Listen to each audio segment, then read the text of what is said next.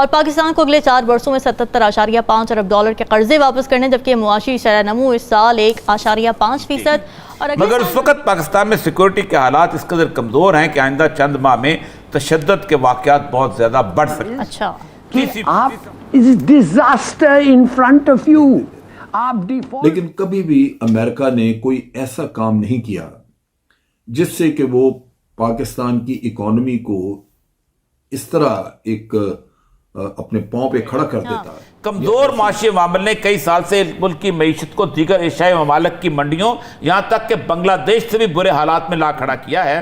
कर्ज जो आपने वापस करना उस पे भी आपकी एड़ियां तो रगड़ा ही रहे थे, अब नाक भी रगड़ा रहे थे।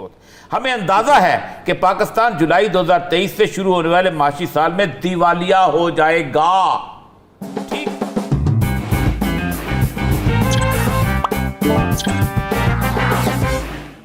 दोस्तों, भारत माता की जय। आईएमएफ ने पाकिस्तान को नाक से लकीरें खिंचवा दी। आईएमएफ अभी तक पैसा नहीं दे रहा है।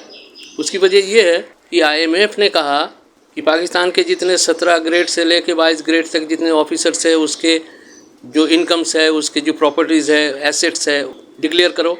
उसके लीडर्स जो है, उसके आर्मी चीफ जो है, इतने पैसे कहाँ से जुटाए, इतने पैसे कहाँ से कमाए, इसका पूरा हिसाब दो, उसके बाद तुम्हें पैसे मिलेंगे। ये लोग दे नहीं रहा है और इसी वजह से आईएमएफ अभी तक पैसा नहीं दे रहा है।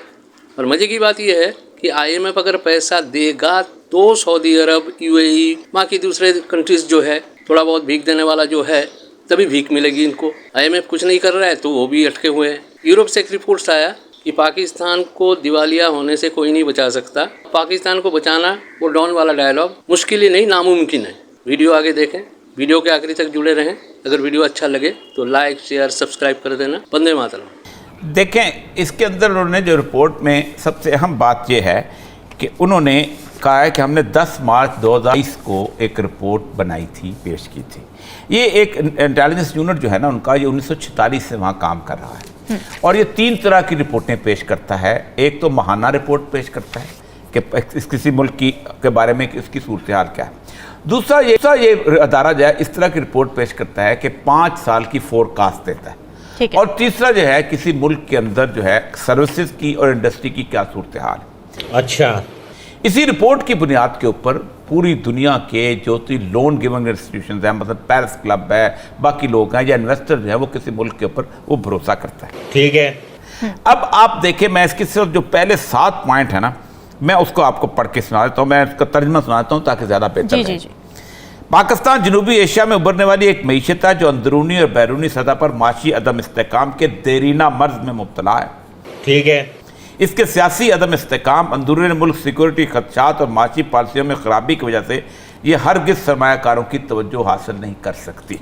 ठीक है। वक्त पाकिस्तान में सिक्योरिटी के हालात इस कदर कमज़ोर हैं कि आइंदा चंद माह में तशद्दुद के वाक़यात बहुत ज़्यादा बढ़ सकते हैं। अच्छा, वो शरह सूद 23% तक ले जाएगा ताकि इस तरह वो IMF के अहकामात पर अमल भी करे और मुल्क में अफरात ज़र से मुकाबला भी कर सके। माशी तरक्की की रफ्तार से बखूबी अंदाज़ा लगाया सकता है कि 2024 के जून तक शरह सूद में किसी किस्म की कमी नहीं आ सकती। ठीक है। माशी हालात को देखते हुए हम समझते हैं कि हमने 2022-23 में पाकिस्तान की GDP की शरह नमू का जो अंदाजा 1.5% लगाया था वो गलत था।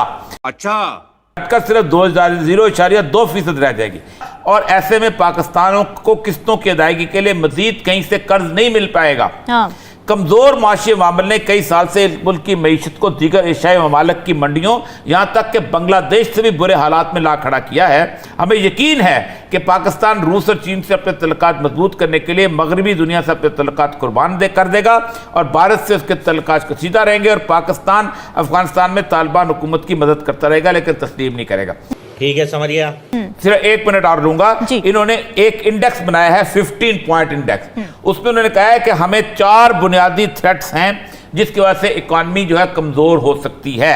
नंबर 1, अगर 2023 में फौजी कू हो जाती है, यानी मार्चला लग जाता है, तो 25 में से 15 पॉइंट लेवल पर रिस्क हो जाएगा, high risk, very high risk. ठीक है जी। उसके बाद उन्होंने कहा second, disturbances from the IMF disbursement from the IMF और कैंसिल परमानेंटली। IMF कहता है नहीं, हम तुम्हें नहीं देते। हाँ, ठीक है। इसके भी वो कहते हैं 15% असरात है। ठीक है। तीसरा कहते हैं critical infrastructure faces an abrupt crisis owning to natural disaster, कि कोई नेचुरल डिजास्टर फिर आते हैं सब कुछ, उसके भी 12% लेता है। और एक और अहम चीज, क्रिटिकल इमरान खान डिस्क्वालीफाइड। अच्छा। अब इसको जरा मिला लें कि इमरान खान डिस्क्वालीफाई होता है 12 पॉइंट पे, हाँ। ठीक है। उसके बाद हंगामे शुरू होते हैं मुल्क में, नारकी पे ये 12 पॉइंट ऐड कर देते हाँ। हैं। उसके बाद मार्शल लॉ लग जाता है, हमारे संभाल लेंगे, 15 पॉइंट ऐड हो जाते हैं। तो ये ऐसी और ये सब- स्केल है कि जिसके अंदर कतअन फिर संभाला ही नहीं जा सकेगा। और ये जो सब हालात बड़ी जा रहे हैं। खौफनाक आपने मंजरकशी कर दी है। गजब बेइज्जती है। इकोनॉमिक्स का इंटेलिजेंस यूनिट कह दिया है हाँ। कि ना आपको इकोनॉमिक्स आती है, इसलिए कि अगर आती तो आप इस दलदल में नहीं फंसते, और पॉलिटिक्स ना आपको पॉलिटिक्स आती है, इसलिए कि आपको तो पता ही नहीं है कि इलेक्शंस कब होने वाले हैं। उसके बाद उस साल में आपको 26 से 30 बिलियन डॉलर कमाना है। यू आर लॉस्ट, तुम तो खत्म हो गए हो। ओ भाई, मारो मुझे, मारो मुझे, मारो। नहीं, ये मजाक हो रहा है। एक सेकंड यार, मजाक हो रहा है। अब आपको मैं बताता हूं क्यों। हमने सब चीज कर दिया ना, हमने पेट्रोल का प्राइस, इलेक्ट्रिसिटी का प्राइस, इंटरेस्ट रेट, दोस्तों से हमने ले लिया पर्ची के हाँ तुम्हारे पास पैसे हैं, सब चीज जो करना था हमने कह दिया, मगर फिर भी ये नहीं दे रहे हैं पैसे। क्यों? मैं आपको बताता हूं क्यों जी। ये नहीं दे रहे हैं। 2 वजह।